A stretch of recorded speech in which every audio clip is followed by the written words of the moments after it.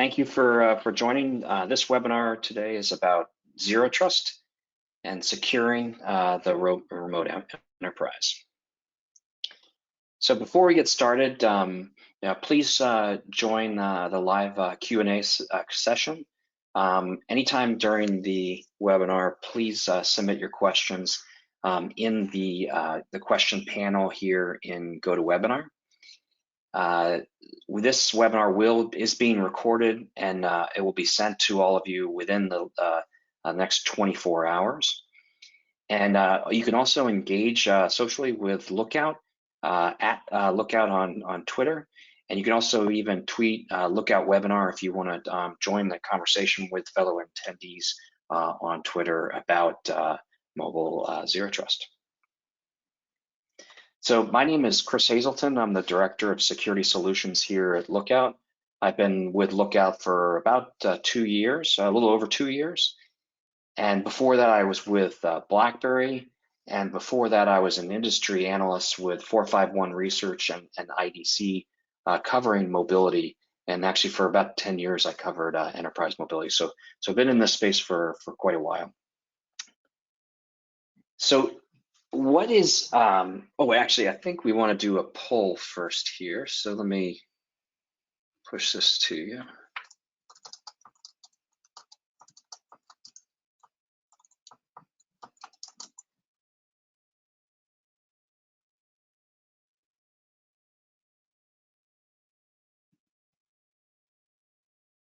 Let me just, okay, cool. Perfect. So what we want to do here is to push this poll. So what we want to kind of see what everybody got for lunch. So select one of the following, whether you got a salad or you got Mexican, Chinese, Italian. We're limited on how many selections we could do. Or if you had someone who heard about your coupon and you're maybe saving it for your significant other. So go ahead and submit your answers there. It's just a little fun to see what everybody's having for lunch.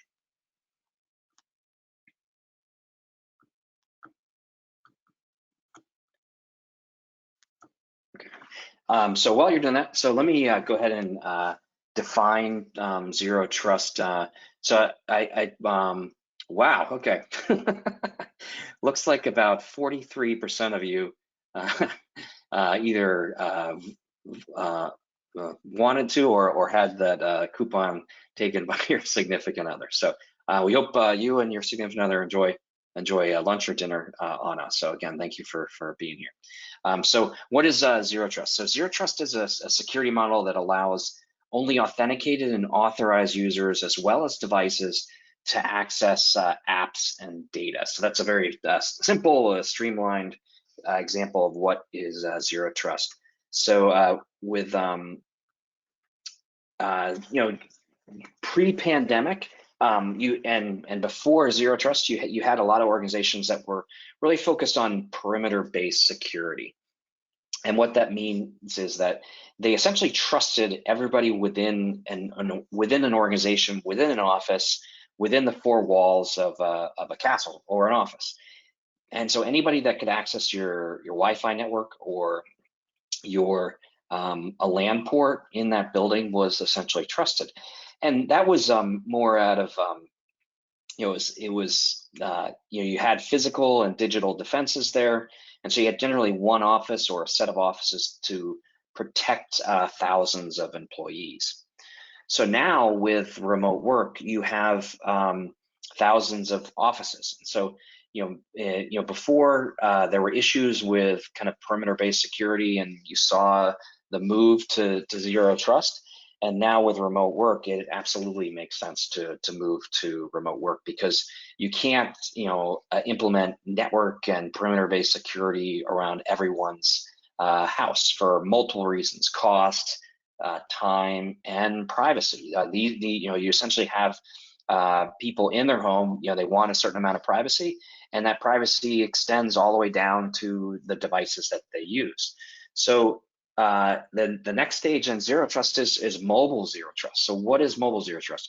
Mobile Zero Trust is very similar. It's a security model that allows only protected users and healthy devices to access apps device apps and data. And by healthy, I mean, we're continuously looking at that device's cybersecurity profile, its compliance profile, and so, in the past, when we look, and today, you had zero trust, where you're looking to protect desktop users, and so you may have experienced this in your office.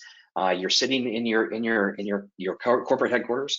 You go to log into a cloud service, and you have to use multi-factor authentication in your office to get to an app or to data. And it seems kind of inconvenient, but that is an example of zero trust. Essentially providing additional layers of security to make sure that even if someone is in your office, they can't get access to particular data, or if they can mimic their presence in an office, they would get access to data. And so that's the same for mobile zero trust. So in pre-pandemic, you had zero trust, one office, thousands of laptops. And now with post-pandemic, you have mobile zero trust, which is thousands of mobile devices all connecting and wanting to connect to corporate data. So you're all very likely intimately familiar with this move to remote work. A lot of your organizations made short-term adjustments for COVID-19. Those workers working from home likely saw increases in productivity, logging on early, not commuting, not spending hours a week in traffic. So people, they're starting to see, hey, this is, I'm more productive. It's easier to maybe balance my work-life schedules. And so, that you're seeing, a desire to work from home from some employees. What this involved, though, was rapid changes in your IT infrastructure for some organizations. We heard from clients who said that they did 3 years of work, 3 years of migration work in just 3 months to be able to get people up and running fully in a remote work world. And so what this has meant is, because of the desire for employees to work from home and the infrastructure changes that you've made, these short-term adjustments will be the new normal going forward. And so IDC did a survey here, and as you can see at the bottom, very few IT organizations expect to come out of this with no changes to their IT strategy. So pretty much everybody has adapted to this new normal. And because of that, they're going to encourage more people to work from home, and they're going to deploy more devices, more mobile devices and applications to support remote work. So why are they deploying more mobile devices? So among the Lookout for Work users, within our base of customers, we saw a big increase in the use of mobile. You may expect and hope that your workers are sitting in front of a laptop or a desktop at home, but in fact, they're not. They're moving around the house, or they're using multiple devices to get work done. So we saw, particularly among our iOS users, a steady on increase of up to 24% through the first 90 days in the use of their work and in the use of a device for work throughout the day. So this could be someone using an iPad for Zoom calls and then their laptop for notes. But even then, there is a risk. So someone could be sharing a link within the Zoom chat, and someone clicks on that and using their personal iPad that they're using to connect to Zoom, and that device is then potentially a source of a breach. One thing we did as part of this webinar and a future report is to better understand kind of the adoption of mobile zero trust. So we paired with IDG, and we surveyed over 300 IT decision makers, IT leaders, CISOs, CIOs, and we asked them a number of questions, which I'll get into. And so the first one we asked was, do your mobile users access cloud productivity suites like Office 365 or Google Workspace, formerly called G Suite?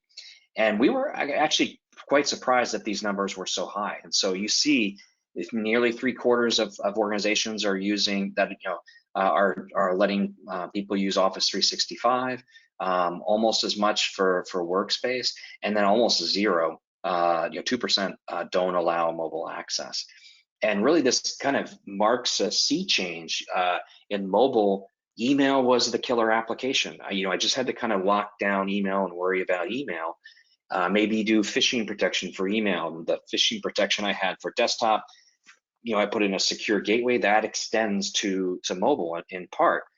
But once you start to use Office 365 or G Suite or other applications like Salesforce, that focus on protecting email for phishing starts to fall down. And so you have links within Microsoft Teams, or documents or malware within Slack, or people using WhatsApp for work. That's where you start to see additional mediums of communication on mobile that are it does increase the attack surface for your organization. Another question we asked is, do you see employee-owned devices accessing corporate data as risk?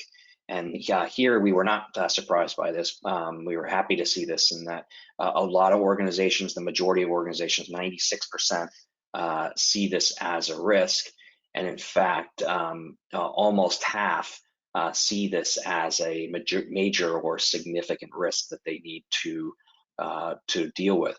And this is a challenge for you all. You have customers who are, you have employees, they are your customers, wanting to access corporate data on a personal device. And how do you deal with that? You want to encourage them to be productive, you want to serve them, you want them to be happy and productive, but you also want to protect your organization. And we'll get into that in a bit and talk about how you can protect these users. Another question we asked was, have you had a breach due to mobile security? Here we were surprised. We were not too surprised, but we see kind of significant numbers now in terms of organizations that were breached due to a mobile security incident. So the medium to large companies, are averaging around 70% of organizations seeing a breach. Interesting to see the very, very large organizations, 25,000 employees or more, saw a steep drop off in mobile security breaches. And there may be a couple of reasons for that. One could be these are very large organizations that have a field force, or a stores, or say like an Amazon, where you have workers who are not using personal devices. They're using what are deemed to be corporate only, business only devices. They're fully locked down managed devices, where you have kind of a guided access experience. And so that is a very effective defense against mobile security breaches. But it doesn't, as you can see, it doesn't translate to the rest of the market. Your knowledge worker space, remote workers, they are going to be, more susceptible to mobile security breach. Another interesting takeaway is, as you kind of grow from smaller company to large, there's a higher desire to not disclose a breach, in which we can understand. That's why we kind of gave that option. But it'd be, I think, safe to assume that 3/4 of those that don't disclose or more actually did have a breach due to mobile. Next, we are talking about zero trust. So where are people in their stages of adoption for zero trust? Here are some interesting trends as well. So this survey was done in November, about 6 months after the migration to remote work. We mentioned companies doing about 3 years of infrastructure work in 3 months. So no surprise that we've seen a big jump in the adoption of some aspect of zero trust. So you see, nearly 3/4 on the medium-sized company, and those are a little bit more agile. But as you grow up in size, you start to see a little bit of a decline in the adoption of zero trust use. You see pretty flat interest in exploring zero trust. And then also we call these kind of the non-believers. So you have organizations that are, we don't believe in zero trust, and that really kind of peaks at the very large organizations. And I think those are organizations that have, they've made significant investments in those perimeter-based defenses, and that may work for them. They, again, they have a lot more, higher percentage of their employees that are on site, and they have to make investments to protect those employees, those customers, those use cases, that data. So next, do you plan to invest in a mobile security, a mobile zero trust strategy? And so here, we saw that over 60% are actively investing in mobile zero trust today, and then another 34% are considering mobile zero trust in the near future.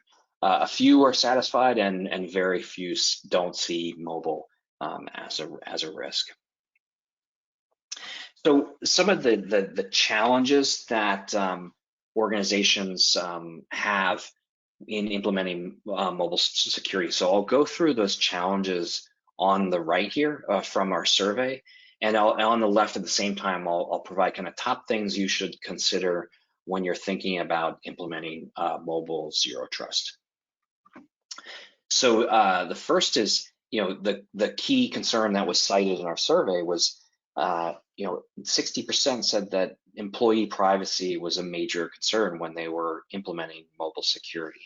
So one of the things that you should consider when implementing mobile zero trust is that you adopt tools that protect both corporate data while at the same time protecting employee privacy. Another challenge was that they had limited staff or expertise to implement mobile security.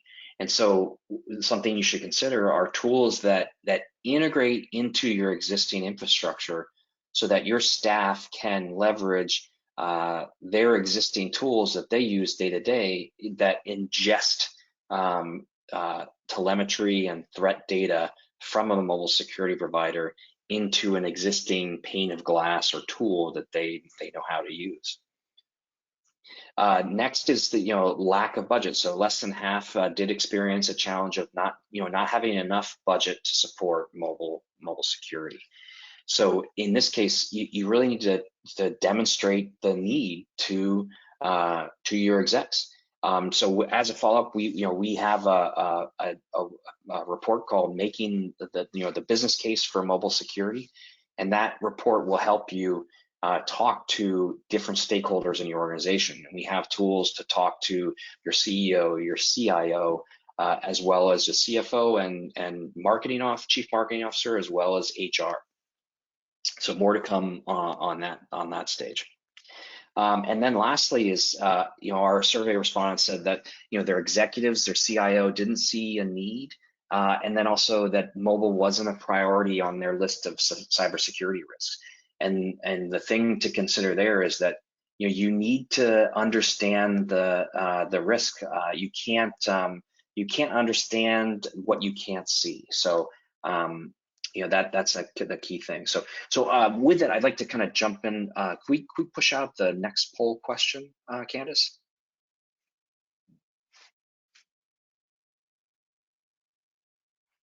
Let's see.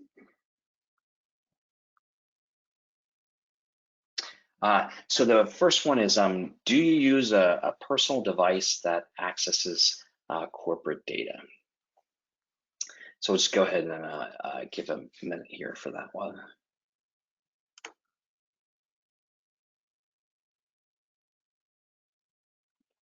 Hopefully everybody is who didn't have their coupon taken by their significant other is enjoying their lunch. All right, we'll just give it about 10 more seconds here for this question.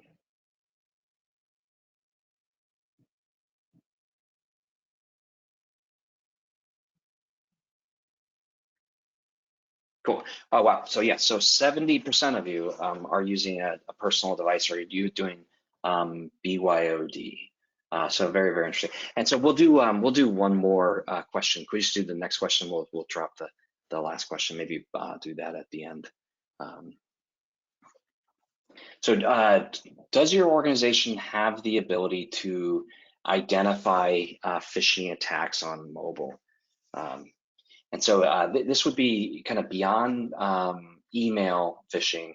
You know, do you have other tools that you can stop phishing in text messaging, in social media, say Slack or Teams or WhatsApp? You know, all the applications your employees are using. Are you able to identify and stop phishing attacks on mobile? So we'll go ahead and give it about 10 more seconds here.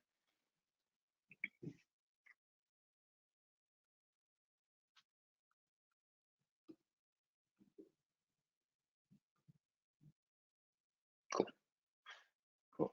Okay, so yep, so 72% of you, yes, don't have that ability to stop phishing attacks on mobile. So phishing is kind of one of the bigger threats that I think you'll likely experience. I think around the holidays, we're seeing a lot of you know, fake delivery texts that are asking you to, you know, click a link, and in that link you're likely asking for some personal information that can be used to socially engineer you later, or even capture some credentials for your organization.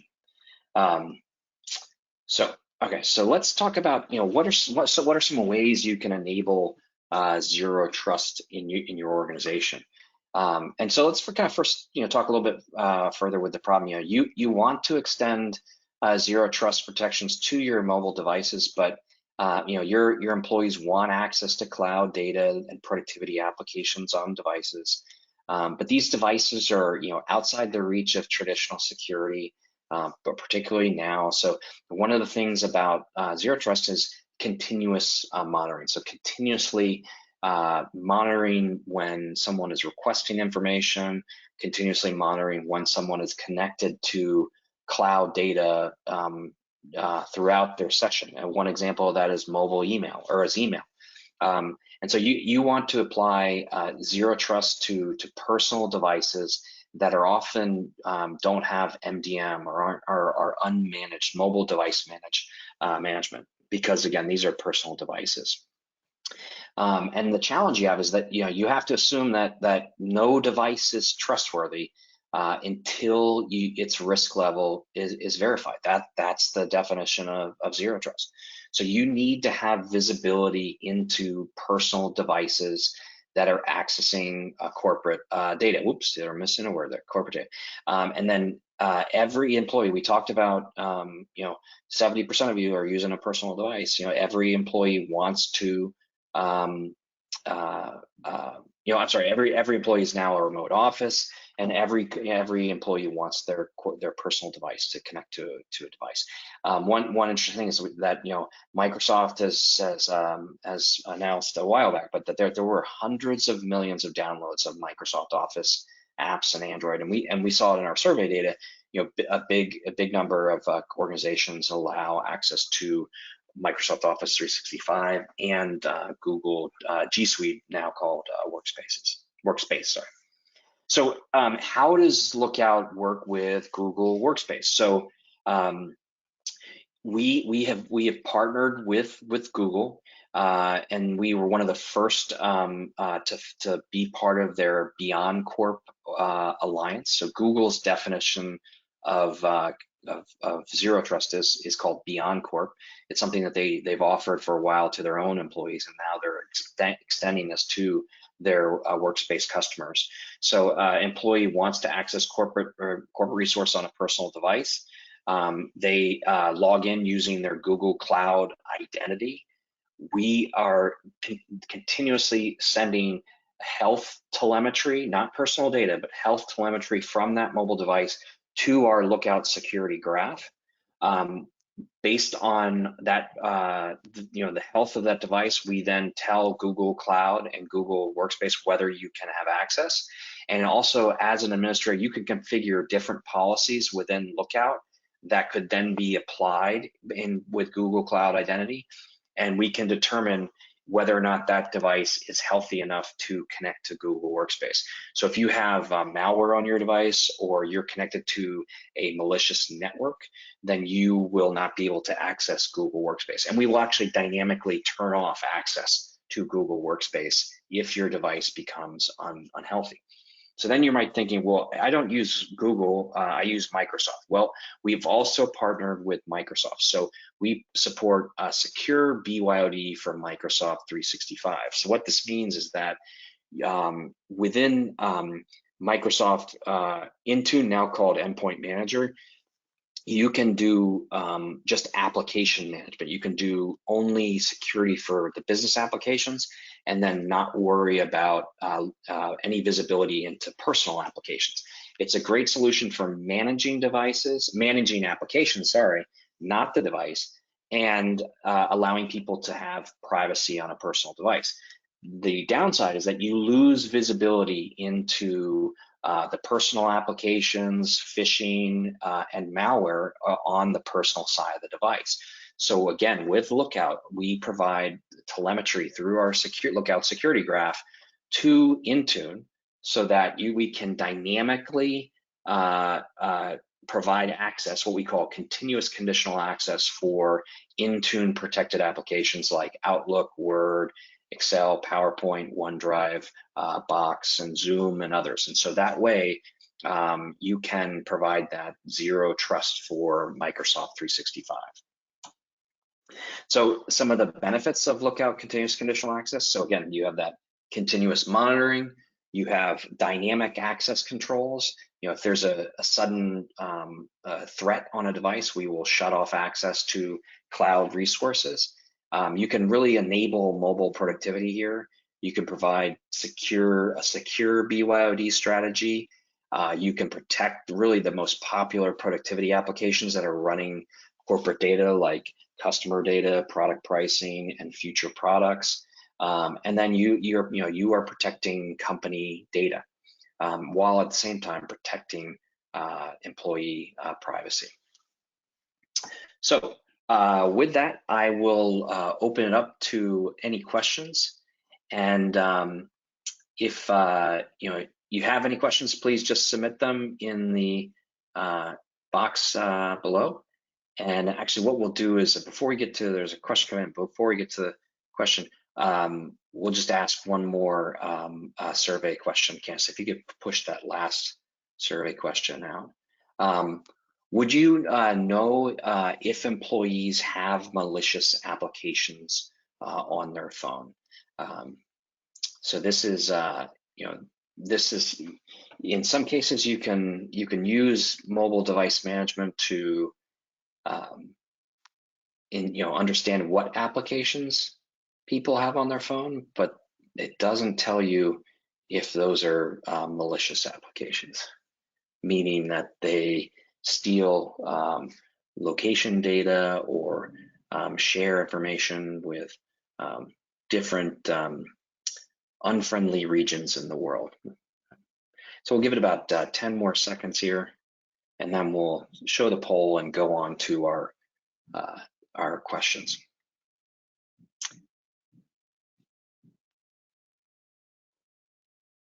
Cool. Okay. Yep. So yeah, very similar to the phishing. So about 3/4 don't know. So so this is this is kind of the first step in kind of implementing zero trust, is getting tools to understand if you have malware on those devices. So a question we got, are the risk perimeters for conditional access configurable? Yes. So you can, like there are a number of configurations. So you can keep it as simple as requiring that there's encryption on the device and there's a PIN passcode, or you could start to add on, like if there's specific malware on the device, or if it's has a connection to a wireless network, whether it's it's a malicious network.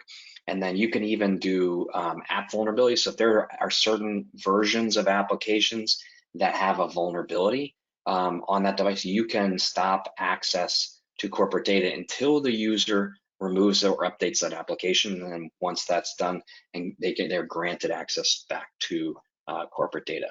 And then can they be tailored to user groups or specific applications? So yes, to specific applications and to specific groups. So you can set different rules for different groups of users. And users can be members of more than one group as well. And you can also even import user groups from Azure or Google Cloud so that you don't have to recreate the groups. Can you go into detail on how phishing emails and what the end user experience is? Absolutely. So what happens with so we are monitoring the entire device, so including email, but also text messages, iMessage, Slack, WhatsApp. So what we're doing is we're looking at all the URL requests on the device, and so when we store a set of known good and bad URLs. So we are constantly on the hunt for phishing sites. And so when you click on a link that is a phishing link, we have uploaded a list of known, and we're continuously updating this in a battery-friendly way.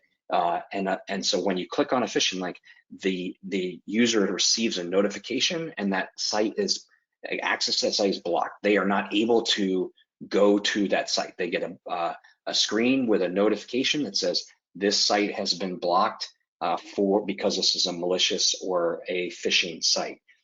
We can also do that for different content too. So we can block violent, criminal, or adult content, and that's the same thing. So if it's you can do this on a BYO device if you want, but you could also do it on a corporate device and say you cannot access Netflix or Amazon, or Amazon. It could be Amazon Prime Video because that could start to drain their battery, or it could you don't want them watching movies when they're supposed to be using that device for work.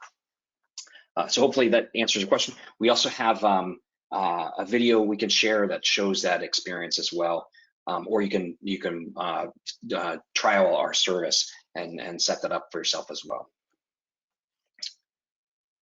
What's the user experience when the device does not meet the threshold with Intune? And it's the same for other mobile device management or mobile application management vendors. So you receive a notification, you click on that notification, and then you're brought to the Lookout for Work application on the device. And because our heritage is in the consumer experience, we were one of the first mobile security vendors back in 2007. We have hundreds of millions of users, and we have made a very intuitive consumer grade experience for users to understand. So you have very clear instructions about, hey, say you are not able to access corporate assets until you fix this issue, and this issue is you need to remove this malicious application or disconnect from this malicious network, and it will give you instructions on how to remove that application or remove that risk from the device. And once that device once that device has been brought back into compliance, Intune will do another, will ingest the threat telemetry and the update from Lookout, and then the device will be permitted to reconnect and access corporate information. What are the specific security benefits of integrating Lookout with VMware Workspace ONE and AirWatch? Yep. So one of these, there's a number of benefits. So you can do so because we're talking about zero trust, I'll talk about this one first, but you can do continuous conditional access to the VMware Workspace ONE productivity suite, things like Boxer. So you can basically block access to that VMware Workspace environment until the device is brought into compliance. What I failed to mention is you can also block access to people enrolling in VMware Workspace ONE productivity applications or enrolling in Office 365 until they install Lookout for Work. And that way you're getting that visibility before applications, you're getting the visibility before devices are connecting to that corporate data. Another benefit of VMware Workspace ONE, our VMware integration, is you can do we deliver telemetry, threat telemetry, to VMware Workspace ONE intelligence. And so as a VMware Workspace Intelligence user, you can look at threat telemetry side by side for mobile and desktop. And that gives you kind of a unified endpoint security strategy. So that's Lookout working with Carbon Black and VMware all together. Are risk alerts pushed to a dashboard that is accessed by an admin? Yes. So the kind of the alerting structure could be, you can choose to alert just an admin, you can alert the user, or you can block. So we can black hole a device. So basically what happens is we will turn off access to either the entire internet or specific domains until a device is brought back into compliance, and that can be done without MDM or with MDM. It's really up to you. So, a lot of great questions. So you had Salesforce on a slide. Is it possible to integrate with those or other SaaS solutions to require Lookout to be installed in order for the user to log into the application? So with those. Yes, so if Salesforce is a managed version of Salesforce with an MDM vendor, we can do that. So we can do continuous conditional access with Salesforce. We are also talking with Salesforce, so more. We're working with them on several levels, so more to come. We're also working on a partnership with a major identity and access management vendor. I'm trying to say that without actually saying it, but so do please stay tuned for that. We should be announcing that quite soon. We're pretty excited about that as well. What is an estimated price for your service? I deliver webinars for free, so anytime you need. Oh, but you also probably are talking about Lookout. So we have a number of services, so we will follow up with you and provide pricing for our service. It is based on a per device or per user basis, and it can be done for 1 year or 3 years, and there's a discount for 3-year deals as well. So that is all, I believe, are all the questions that we had. I'll give one more minute here, just in case any more questions pop in, but really appreciate you all being here. I hope you're having a great day working at home, or you're safely in an office with not too many people. And I hope you're all excited for the holiday and trying to finish up a couple things before this week is over and there's a short week next week. So no more questions I see. So thank you everybody again, and really appreciate your time, and please do keep in touch, and we'll be reaching out with a couple assets, including that making the case for mobile security. Have a good day.